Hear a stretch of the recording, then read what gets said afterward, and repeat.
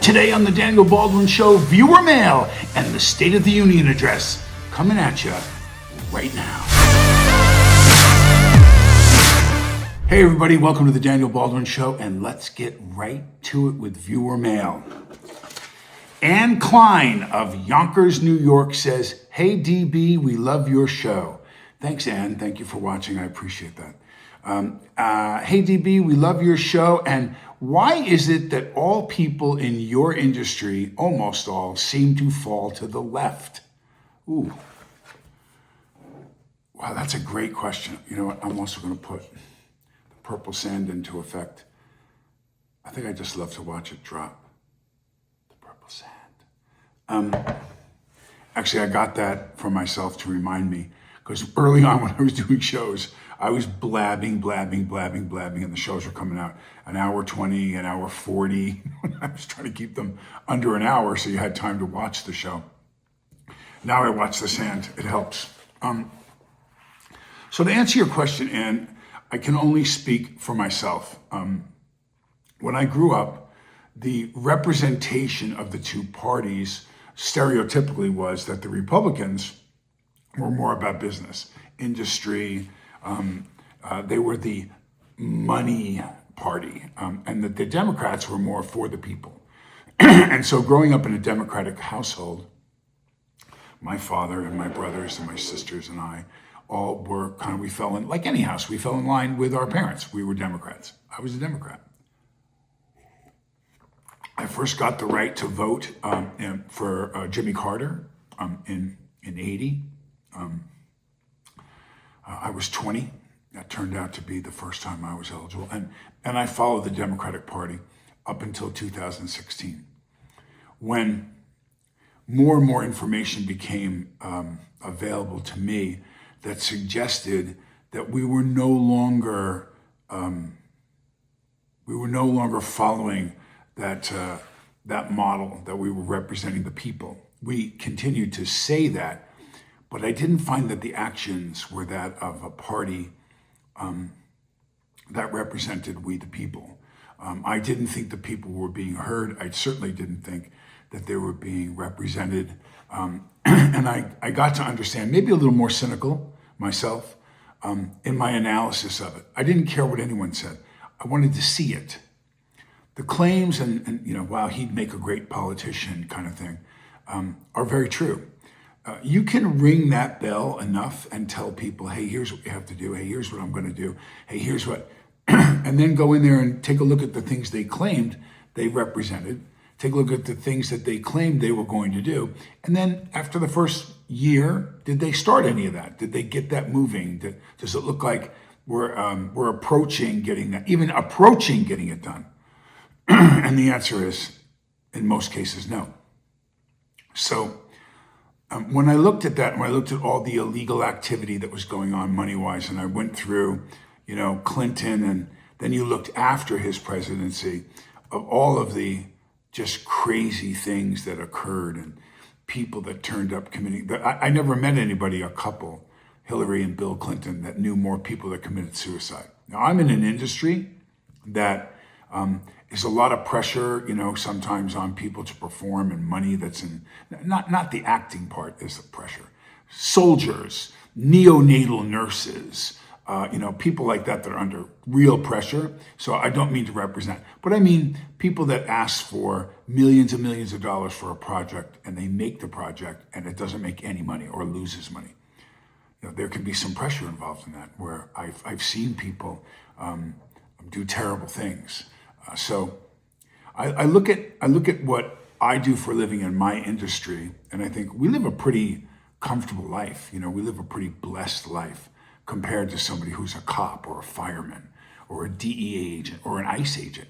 Those people, they kiss their wives goodbye, or their husbands and their kids in the morning when they go to work, and they don't know if they're going to come home. They put their life at risk to do their job for civil servants' pay. So, now if you were paying them like some of the wealthier actors, and they were getting paid millions of dollars to work for 16 weeks on a movie, then you could see why they'd line up and they do it. But otherwise, those guys, you can't pay them enough money in my book. So, but to answer your question, I think you kind of fall into a pattern in life. It's very rare that you find somebody like myself that looked at it, but whether you agree with it or not, and turned around and said, the question I asked myself, and I remember I got this from my brother Alec. He once told me, I'll never forget he said this because it really stuck with me. I've not pursued my relationship with my brother with a lot of advice on life or a lot of advice on my career. But a few times I've asked him things. And I'll never forget him looking at me and saying, ask yourself one question. One, does this work for me? And I looked at him and I said, well, yeah, but anyway, no, listen. Take the question in. Your marriage, your job, your boss, your friend, your golf partner, your whatever, your dentist. Does this work for me? And the answer to how I was voting and what was going on for me in my life with the Democratic Party was it no longer worked for me. I liked the idea of electing someone who looked at it very differently, who did not have ties to a party or Congress people that were making millions and millions of dollars on the side, that were voting for things that affected their husband's wallet, or about, and again, hundreds and hundreds of billions of dollars going to countries where the money was being siphoned off and going somewhere else.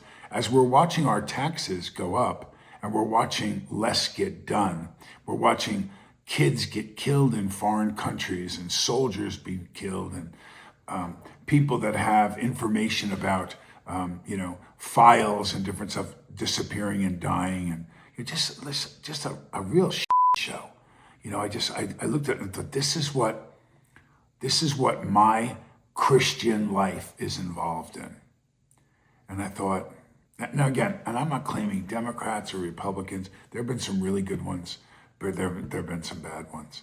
There have been some ones that were very good at the job of being president or senator or whatever, and there's been ones that have not been very effective. Unfortunately, the ones that have been very good turn out sometimes to not always be so honest, or I don't follow what they say personally, what they tweet, or what I want to know is, are we getting a fair shake? This is a big business. This is a big business, Ann. It's a big, giant business. And it's run by, really probably not as much by political leaders as you'd think, as it is about 10 guys around the planet that get together a couple times a year and say, we're going to do this, this, this, and this. Now, the president has an effect in that. And if you're part of the system, and the way it has been for hundreds of years, there's just a few families that really gain from all of it, from the banking systems to the different stuff. They're the ones that really run the show. Now you get an outside guy who's also worth a lot of money, not like these families, but he's worth a lot of money. And he's going to crack down on people and make them pay their due. So for me, I switched over because I answered that question that my brother said to me that I should apply to everything in life. Does this work for me? And as we open up the Epstein files and we look at stuff now, and the names that are going to come out. And again, if your name is mentioned in the Epstein files, that doesn't mean anything. Someone might have talked about me in the Epstein files. I met with Baldwin and Billy Baldwin and Daniel Baldwin and Alec Baldwin and Stephen Baldwin. Like whatever, so what? That doesn't be mentioned 50 times in it. I got a deal in New York and Trump's involved. I got a deal in New York and Rubio's involved. I got a deal in New York and so-and-so Pelosi's involved. That doesn't mean anything. It's what the details say. What was that about? Let's investigate what they were talking about. And was there some illegal activity attached to that? I've always said this, Ann, there's videotapes. They just haven't released them yet. There's going to be videotapes of senior cabinet members, senators, congressmen, actors, singers, presidents, having sex with underage children. That's coming out. There's going to be famous talk show hosts that what they were asked to do on their shows, what they've been asked to try to shape, and bring up and dissuade you from looking at and distract you. I mean, it's going to be deep. And guess what? There's going to be heads that are going to roll. So when I look at the left in Hollywood, and I look at my phone, I have to go find work now. I never had to do that before. It was enough that I guess I was a pretty good actor, and I'd get the call. I still get from people that believe what I believe, but much more of Hollywood is run by the Democratic Party. And I don't get called to go in on major TV projects anymore.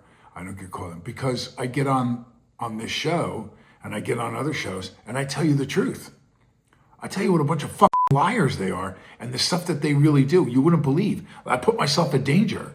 I believe that I've put myself in danger before. I believe as this show grows, it'll become more and more dangerous for me to do it. And as the Epstein files come out, like the many things that I've predicted before, what do you see? I mean, they're feeding you little tiny baby spoonsful right now. When it breaks, when it really breaks, when they show the first video of some major politician having sex with an 8-year-old boy, that's coming. I believe that's coming. I do.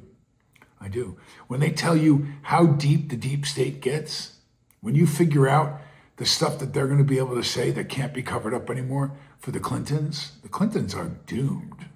I mean, they're doomed. And I supported Bill. I never supported Hillary. I never really cared for her very much. I didn't trust her. But I supported Bill Clinton. I did. Charismatic, friend of my brother's, did a show with him once. I think history is not going to be kind to Bill Clinton. And again, how much will you look at the personal things that he did? So look, here's a great question, Ann. If you were to take the things that Bill Clinton did personally, as long as he wasn't president at the time, or even if he was president, his personal stuff, provided it wasn't illegal. Sex with an underage child is illegal, and that will be an exception.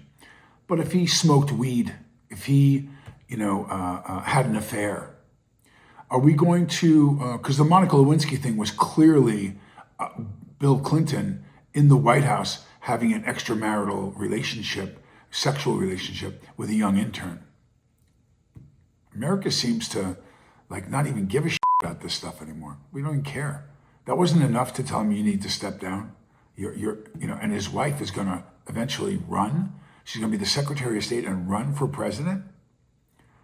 No one seemed to care. That's part, I think, too, of what's creating this this shift in this dynamic of power. Is that we used to look at something like that. Imagine if that happened to Lyndon Johnson. Imagine if that happened, if that's what came up about Richard Nixon or Ford or Carter or Ron Reagan had sex with a cigar and ejaculated on the sweater of a young intern in the White House. Do you think Ron Reagan would have been elected a second term if that came out? Even in 1984, if that came out. I don't think he would have. But we've kind of grinded it into a place now where we're willing to accept a lot of different things. So where's the line drawn in the sand, Ann? Do we draw the line in the sand of get your job done, do the best job you can? I don't make the rules. But I think where we're going into things, I've never seen a president before in my lifetime, and I've seen a few, step in and start doing the things that we elected him to do. We're going to close down the border. That thing was closed down so solid, and the flow of people, which tells us Biden could have done it. So if they didn't do it, they wanted the illegals to come in the country. Now we're chucking people out. We're throwing them out left and right. And we have senators that have the biggest voices, Elizabeth Warren and Chuck Schumer, all of them, Schiff, Schiff. They're all bitching about it. But Chuck Schumer was the one that put the policy in effect. That you watch speeches they gave in the 90s and the early 2000s, all praising Barack Obama and the 58 deaths that occurred through the implementation of ICE to get illegals out. Hillary Clinton saying how badly that she wants these things to change and what she's going to do. Her policy is get them out, make them speak English, we're gonna put them back in the back of the line. We're gonna do that. We're gonna kick them out. But now Trump's doing exactly what Clinton, what Bush, what Obama said that they were going to do, and they did. And now he's got 2 deaths on his hands of people that were interfering with federal agents during an arrest mode, and we're all running around screaming and hollering. He needs to be stopped. He's murdering people. He's killing people. Hey man, listen, honestly, what the are you talking about? Look at what they represent. In Hollywood, they want to be seen as the place that represents the poor, the disenchanted, the people that need help. Well, listen, I agree. We should help people that need help.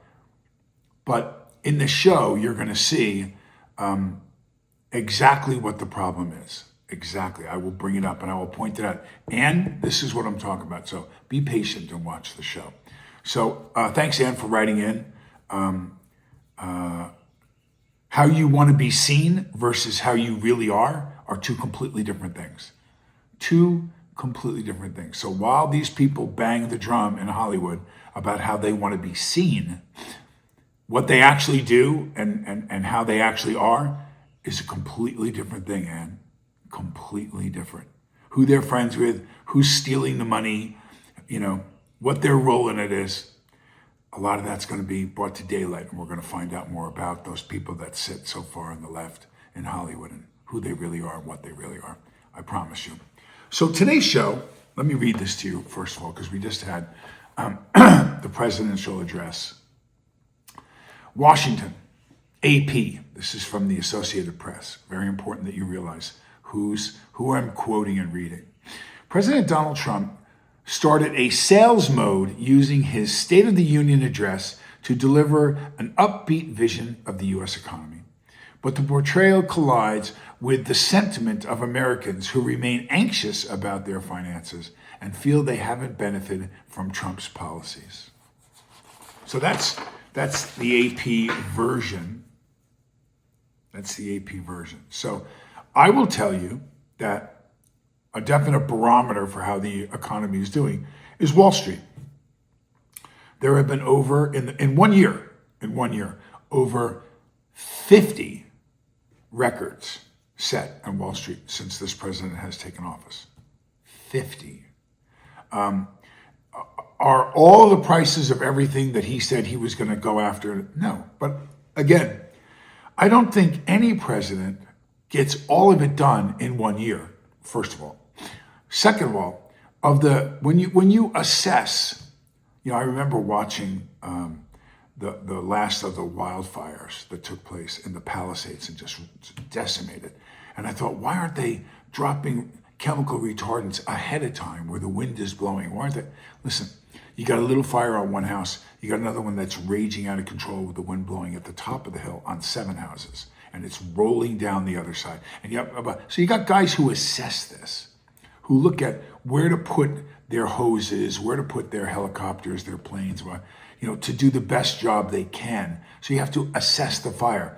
When you have 20 plus million people come across the border in 4 years under Joe Biden and be bused and sent to various townships and stuff that affect the Electoral College, and you promise the people, I'm going to get those people out. That is far more important to me than whether I'm spending 45 cents more for a dozen eggs. Now, I don't want to spend 45 cents more a dozen eggs. And I don't want the family that 45 cents really counts, or that $1.45, whatever it was.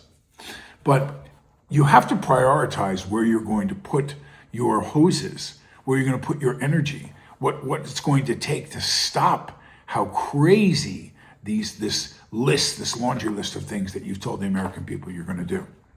Trump's roaring economy is at odds with sour public sentiment. This is again from the Associated Press. Much of the nation is worried about the direction of the economy, but Trump says the good times are here, insisting repeatedly that rising costs are no longer a problem. The roaring economy is roaring like it never has before, he said. He cheered the lower cost of gasoline, mortgage rates, prescription drug prices, and rising stock market. Millions and millions of Americans are all gaining. Such optimism, as so many Americans are feeling economic strains, risks painting Trump as out of touch. Just 39% of American adults approved of Trump's handling of the economy in February, according to AP-NORC polling. Okay, well, let's take a look at that for a second. Whenever now, and I've learned this since 2016, and I learned it much more intensely since 2020 to now.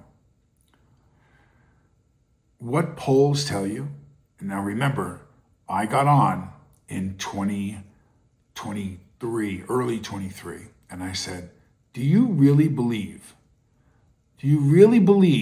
that the Democratic Party is going to let Joe Biden run against Donald Trump? Do you really believe that? Do you not see that Donald Trump will crush him after what has been an awful 3 years for Joe Biden and the Democrats? So I went on to say, they are going to tell us that he has some debilitating disease or he's going to fake a heart attack or whatever's going to happen, but they'll never let him. For however they get him out, they're never going to let him. Now, I went on to say, but an African-American woman, is it time now? And I said, if Michelle Obama was to say she wanted to run, and that put Barack sitting, quarterback,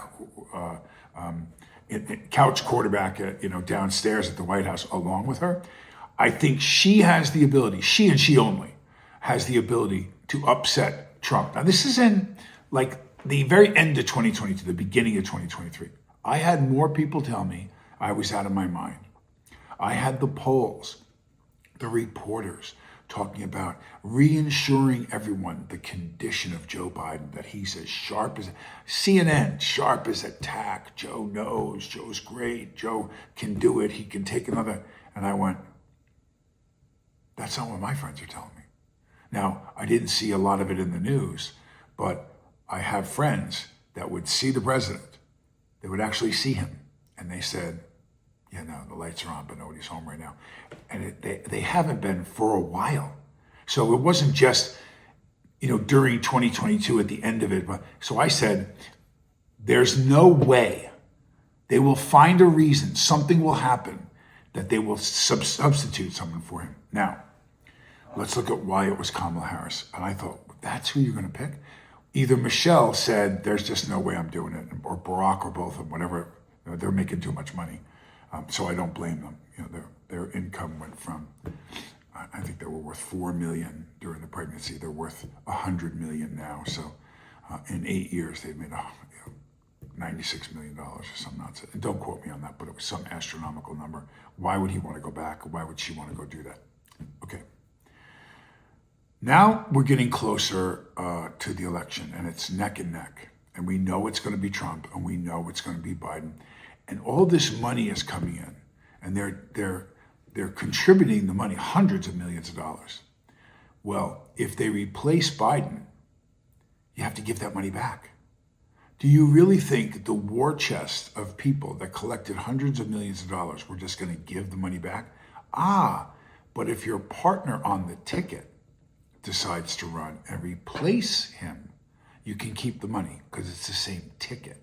One of the members. So they picked Kamala Harris for those people who were wondering, and I was one of the ones who criticized and said, this woman can't complete a sentence. Why are you putting, is it because she's African-American and a woman? Is it along the theory that I said that America's ready for that now that we had Obama 2 terms? But I didn't say any African-American woman. I said Michelle Obama. And I think still today, had she run, I'm not sure what the outcome of that election would have been. It would have been a lot closer, and she might have beat him. She might have, depending on how they would have spun it. But Kamala Harris was not ready, and she was not the answer.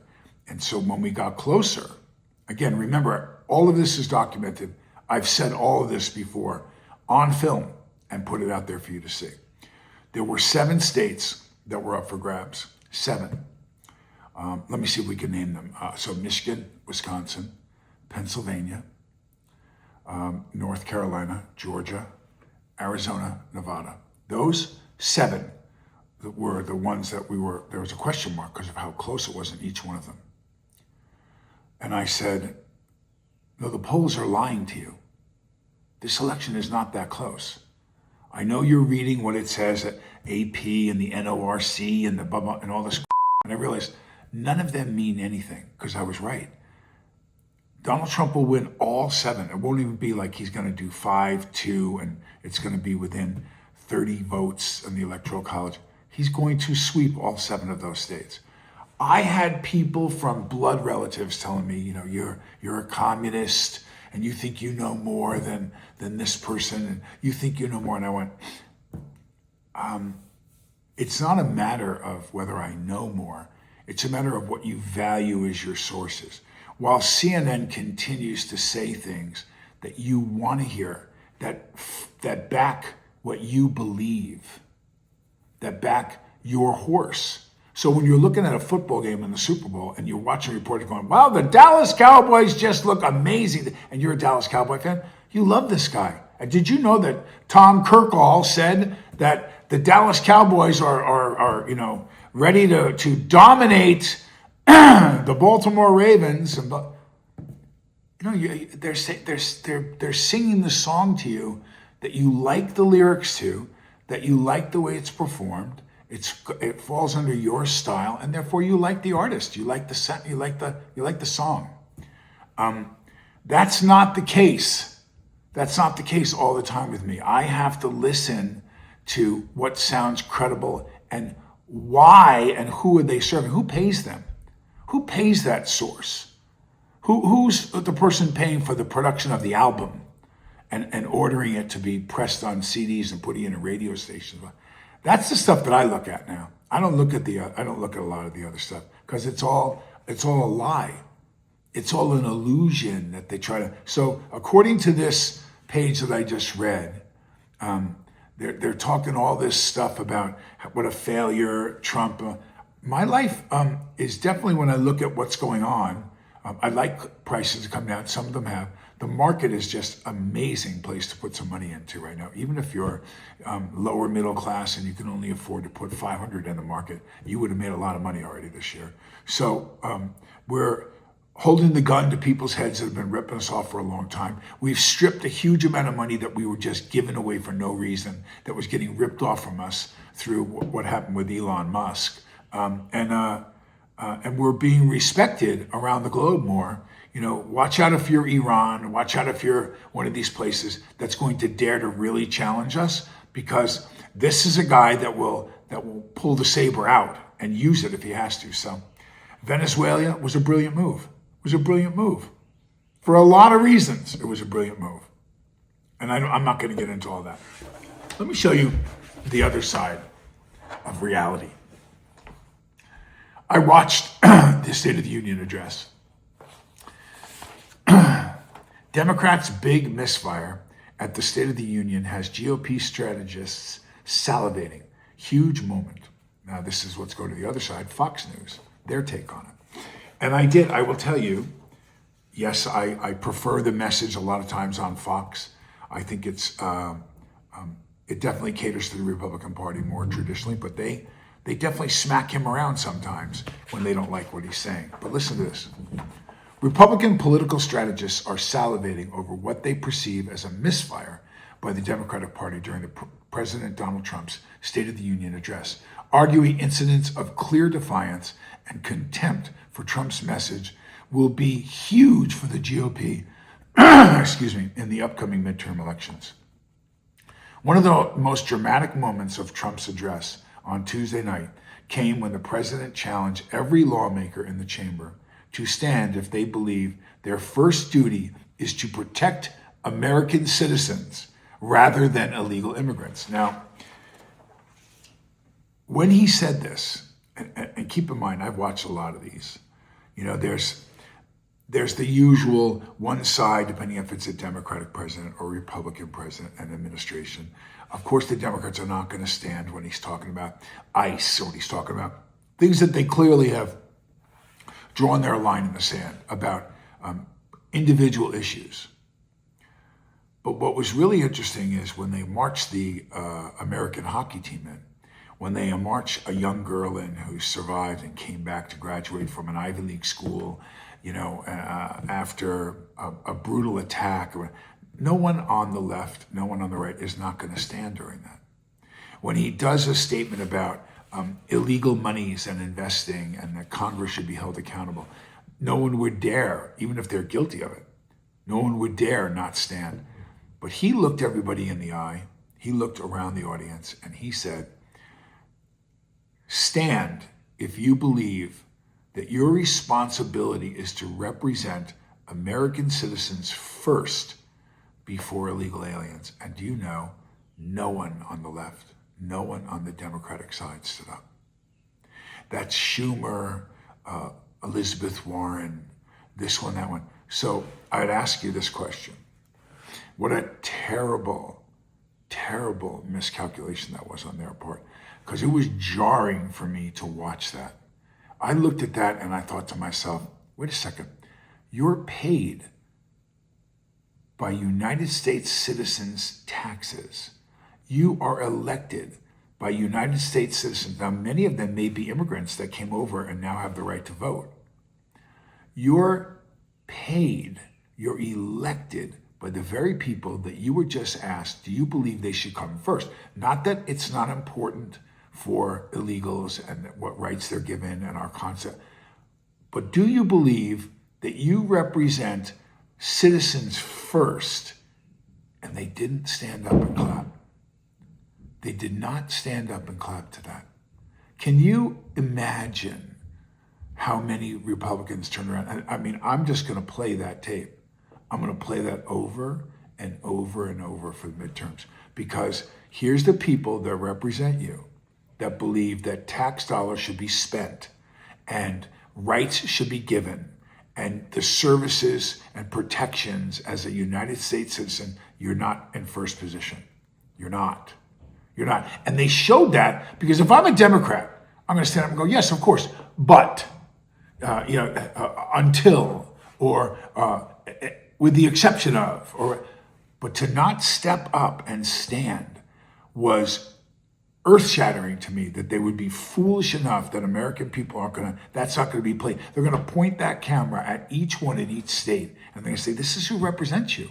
This is who you elected, who said, no, I'm going to take some Guatemalan family that has come here, and I'm going to give them a house, a cell phone, food stamps, and Medicaid, before I worry about whether or not the car plant has closed in Detroit and you can feed your kids.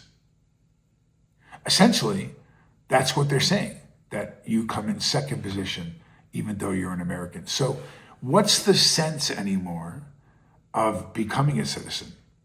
What's the message you send to other people in other countries who are going to try to come here illegally? What's the message you send to what's happened in Minnesota? Again, I have nothing against Somalia. I don't know much about Somalia. Who does? But I do know this. I remember from Black Hawk Down, the movie, and I know the sensationalized message and things that we've been told take place in that country. We opened our doors and said, come here legally, apply, come in, and for some reason in Minneapolis, Minnesota, there's a high concentration of Somalians. So, but when you look at what happens when you come and how long you're given, there were numbers that came out like 80-something% of them that have been here for over 5 years are still on full assistance. So they're still taking the stamps, taking the money, taking the aid, taking the medical services. But so again, I'm not saying that if you're here 5 years and your kid gets hurt or is sick, that you shouldn't bring your kid in and get him treated. But again, you're going to do that. Where is you got an opportunity now to get a job, you got an opportunity now to flourish and to grow, versus the number of people that are taking advantage of the system, the number of people that are committing fraud that happen to be from Somalia, that are open up these child care centers. The number of people from Somalia, including elected officials that have made it into office in Minnesota, that have come on and said, the U.S. sucks. F*** the U.S. The U.S. is terrible. The president is terrible. This one is terrible. That one is terrible. Blah, blah. If it's so terrible, while you and your people, a vast majority of them, have now migrated to Minnesota, and you're living in Minnesota a pretty decent lifestyle for free on American citizens who are paying taxes to try to help you get to that place where you can pursue the American dream. Why did you come? Why did you come? Why didn't you go to Libya? Why didn't you go to South Africa and stay on the continent? Why didn't you go to, and I could go on and on and on, go to Jordan, go to Israel, so there's lots of other places that were a lot closer, but you flew all the way across the world and landed in Minnesota. Again, I'm not dissing Minnesota, but it's not like you landed in New York or LA or Miami, but you went to Minnesota.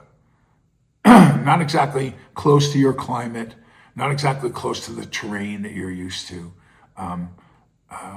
Very small number of people for those who came as refugees initially from Somalia. Minnesota isn't anything like where you're from. Why? So if it's so bad, if it sucks so bad, why are you here?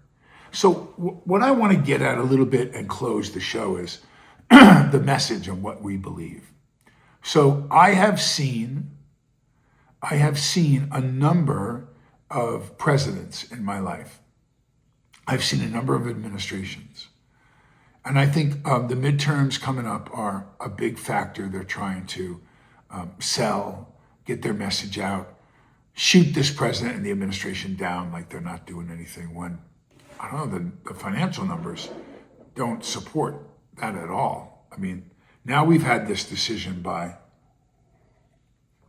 the Supreme Court about the tariffs. And I'm not quite sure why they voted that the president doesn't have the power to do these things. Certainly, if we could have a live show, the AI, maybe they should do something like this. Maybe we'll call this the Baldwin effect. You ready? What if we could all get on our cell phones and call in and we're listening into a live AI show? And we could say, okay, so how many of you are in favor of us raising your taxes to pay this projected expenditures for 2027? How many are okay with another $1,000? How many are okay with a system where the rich pay a higher percentage, but it still would mean we raise the taxes X? Or how many are in favor that I slap it on France, England, all the NATO members that wait for us? The Ukraine could start paying some of this money back. China, who has all this shit that they send into our country that we buy, that you sit there on your phone with Temu and you order, and we're not buying American products. How many of you in favor of us raising the tariff on that and then paying it? I don't know about you. I mean, I'm not a super wealthy actor or any of that kind of stuff. We get by.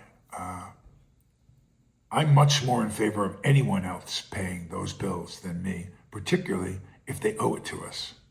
So while they yell and scream about the tariffs and it's not working, we've brought in a record amount of money to our country through this administration of people that have to pay the bill for us, and rightfully so. We give them certain services and rights to come into this country, and they should pay more to be able to do it or do business somewhere else. And they're willing to pay. They know the market here. They know it's worth another 10% or whatever it is. But the Supreme Court has ruled that that should not be something that the president has in his powers. I don't get it. I'm not quite sure. I'm going to try to research it more and figure it out. But that's my show for today. Everyone listen, I'm going to ask you again, as I always do, if you can subscribe to the show, if you can follow the show. I'm going to be switching. I want you to know I'm going to be switching the show to a new name, which I came up with this name with my wife.